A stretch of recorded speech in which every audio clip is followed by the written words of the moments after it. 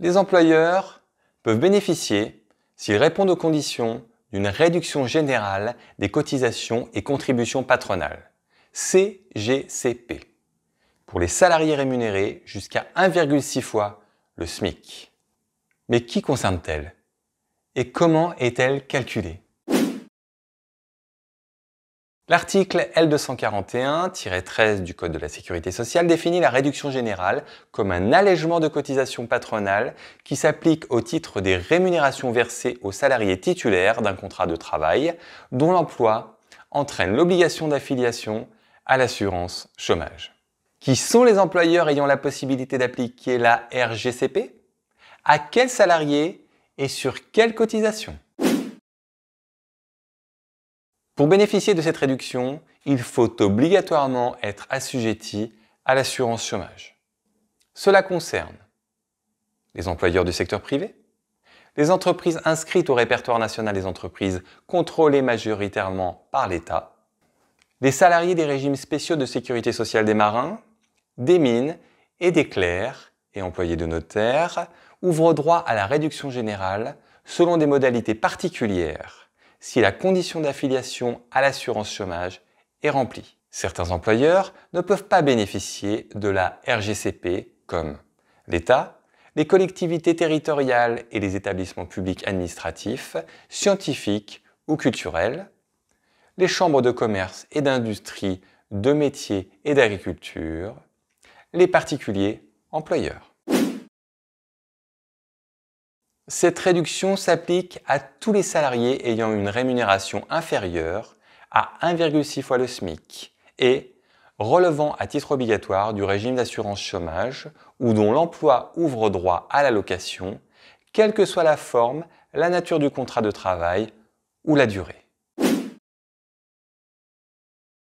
La RGCP porte sur les cotisations suivantes: l'assurance maladie, la contribution solidarité autonomie, la vieillesse déplafonnée, la vieillesse plafonnée, les allocations familiales taux réduit, l'accident du travail, le FNAL, la retraite complémentaire, la contribution d'équilibre général, l'assurance chômage, AGS exclue. Le montant de la réduction est calculé pour chaque salarié.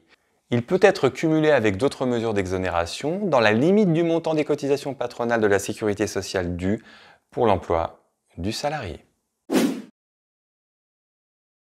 Le calcul s'effectue en 2 temps. La détermination du coefficient, puis l'obtention de la réduction par l'application de ce coefficient au salaire brut. La RGCP est obtenue en multipliant la rémunération annuelle brute par un coefficient annuel qui est à déterminer par une formule de calcul. Réduction égale coefficient multiplié par salaire brut annuel. Le salaire brut à prendre en compte est la rémunération brute versée aux salariés au cours de l'année et soumise à cotisation de sécurité sociale, incluant les heures supplémentaires ou complémentaires. La réduction est annuelle. En revanche, les déclarations sociales étant mensuelles, il est possible pour les entreprises de réaliser un calcul mensuel et de déduire mensuellement ce montant des réductions. On appelle ce calcul régularisation progressive. Le coefficient est décroissant en fonction de la rémunération et se détermine grâce à la formule suivante.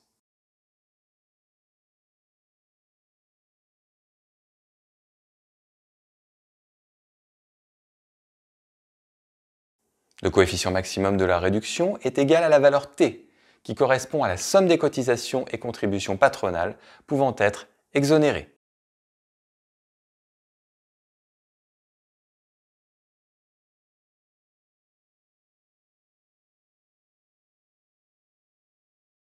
Le résultat trouvé, à la suite de la détermination du coefficient, est toujours arrondi à 4 décimales après la virgule.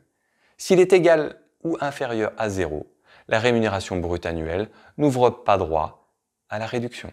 Le montant annuel de réduction obtenu est arrondi au centime d'euro le plus proche.